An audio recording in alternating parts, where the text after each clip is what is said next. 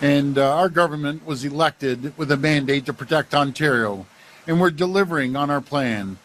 Well, we may not know and can be able to control President Trump. I don't know who can control that guy. He drives me crazy.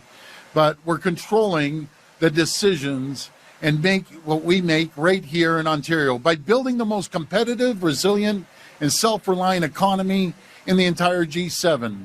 As President Trump threatens additional 50% tariffs, my message to the Americans: a tariff on Canada is a tax on the American people.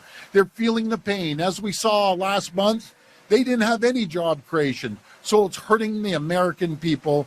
That's my message to the American people. Remember, when it comes to the midterms, you have to get that bully and send them a message, including on goods that are covered by the Canada, United States, Mexico agreement. Ontario has a choice. We can build the economy of the future and ensure Canadians' data remains in Canada and out of President Trump's hands, or we can get left behind and risk Canadians' data being sent down to the U.S., where only President Trump, God knows what he will do with it. I don't trust that guy as far as I can throw him.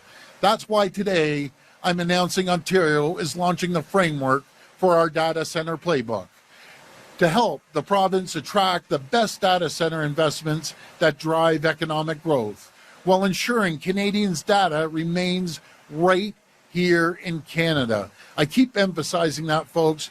We want to have sovereign data. We don't want to rely on President Trump getting his paws all over it. We want to focus on our data and make sure we have a sovereign system. You've said before you wouldn't put U.S. alcohol back on LCBO shelves until there are no tariffs on Ontario products. But it appears as though what's being negotiated now is perhaps being put on the table, U.S. products going back on the shelves in exchange for lower tariffs, not no tariffs. Is that acceptable to you? If Prime Minister Carney calls you up and says this is the deal we're going to get, what will you tell him?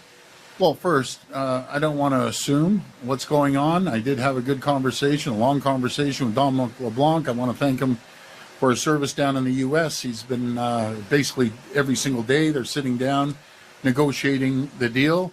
But I've been very clear. We want a fair deal for Ontario. We want a fair deal for Canadians. And we negotiate through strength, not weakness.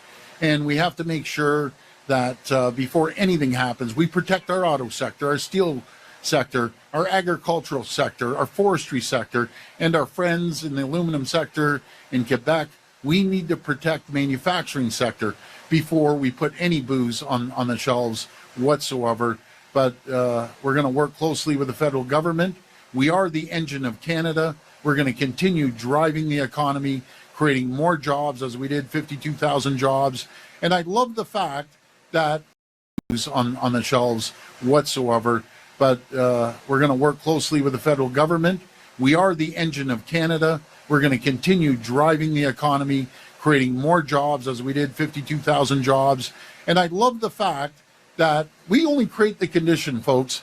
It's the hardworking people out there and the entrepreneurs and the businesses that created 52,000 jobs last month, leading North America, kicking the Americans' butt, by the way, because they went down, we went way up, and 119,000 jobs in 4 months. I want to thank the people of Ontario. We are kicking butt right now in uncertain times.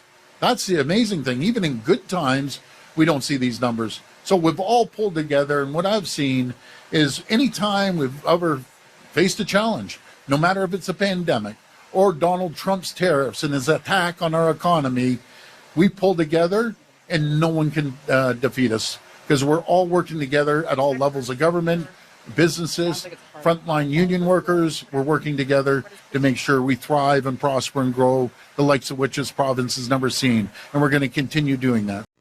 Hello everyone. Now the results are coming slow but very aggressively against the Trump and the America. Canada play a strategic games against the Trump. Now the prices of the oil and the fertilizer have increased too much. Now the industries are removing the employees and are closing some department in the industries, which result are coming. American poor employees are now getting out of the jobs. These results are coming because of the Trump policies. And Canadians are saying, you are not destroying us. You are basically destroying yourself also. I think it's a good because Trump is not harming the Canada. Its result only put a tariff back on the Americans. That's American are also affected, and Trump is not understanding this. He is just putting tariff, tariff, tariff. What the hell? You cannot grow in this way, tariff, tariff, tariff. You should play economic strategy, economic games. In this way, you cannot grow. Midterm elections are coming. Now people will decide. You have to decide. No, we not need Trump more. Not need Trump more.